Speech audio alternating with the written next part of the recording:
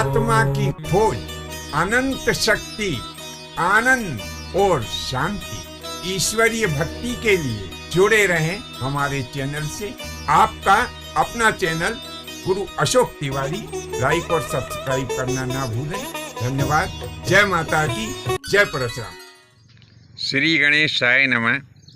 प्रिय बंधुओं, पिछले भागों में हमने आपको माता पिता एवं शिक्षक रूपी गुरु के बारे में बताया है।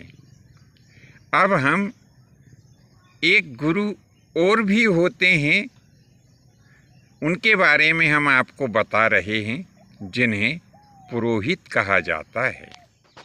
अब ये पुरोहित रूपी जो गुरु होते हैं, ये प्रत्येक गांव, नगर और परिवार तथा कुल के भी होते हैं।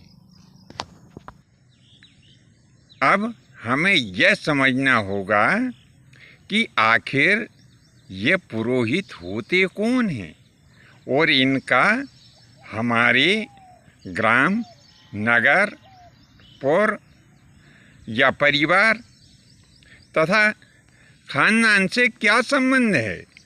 वे हमारे यहाँ आकर के क्या करते हैं और पुरोहित की आवश्यकता हमें क्यों होती है।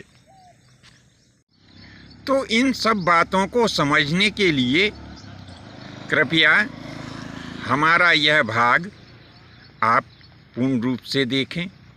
आज हम इसी के संबंध में आपको बताने जा रहे हैं। तो बंधुओं, पुरोहित हर कोई नहीं बन सकता है।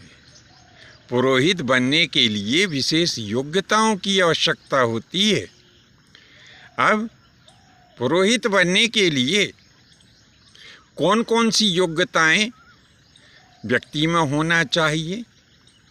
तो जो पुरोहित होता है वह ज्ञान और विज्ञान, इन दोनों में जो पारंगत होता है, वही व्यक्ति किसी ग्राम, नगर, पौर या खानदान का पुरोहित हो सकता है।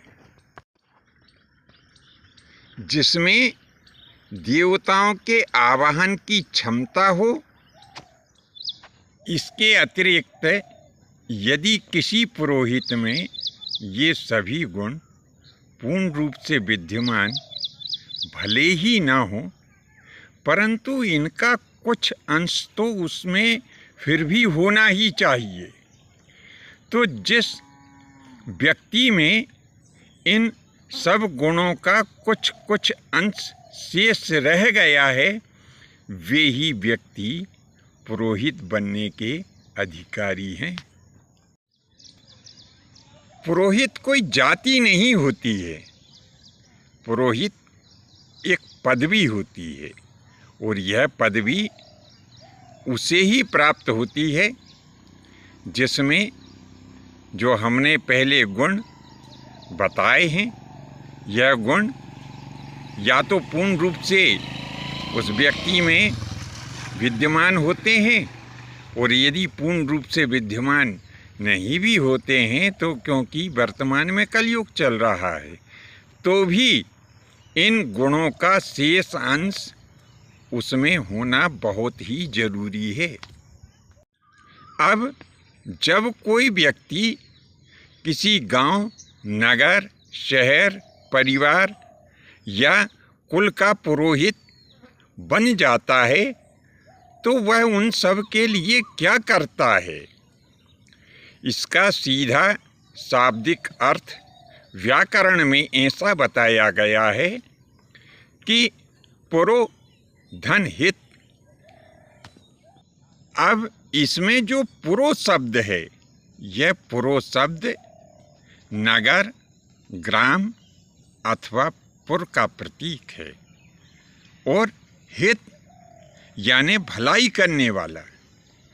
तो सीधे शब्दों में हम ऐसा कह सकते हैं कि वह व्यक्ति जो नगर, ग्राम अथवा पुर की भलाई में सदैव तत्पर रहता है, वह पुरोहित कहलाता है।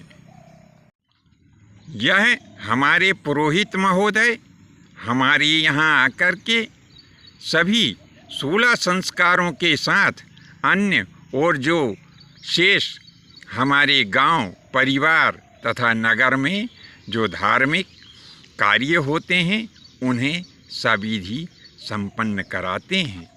यह पुरोहित महोदय सर्वे भवन्तु सुखिना सर्वे सन्तु निरामया के पवित्र सूक्त को आत्मसात कर संपूर्ण जगत की भलाई करते हुए अपना जीवन यापन करते हैं।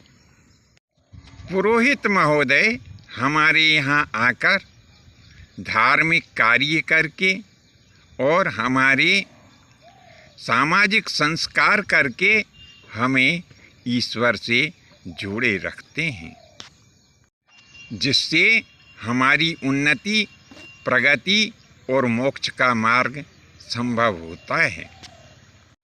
ऐसे पवित्र हृदय पुरोहित को आमंत्रित करके समय समय पर और विशेषकर गुरु पूर्णिमा के दिन इनका पूजन अवश्य ही करना चाहिए।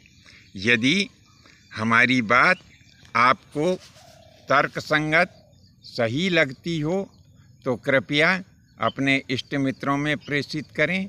आज के लिए बस इतना ही। शेष अगले भाग में नए विषय के साथ में उपस्थित होंगे।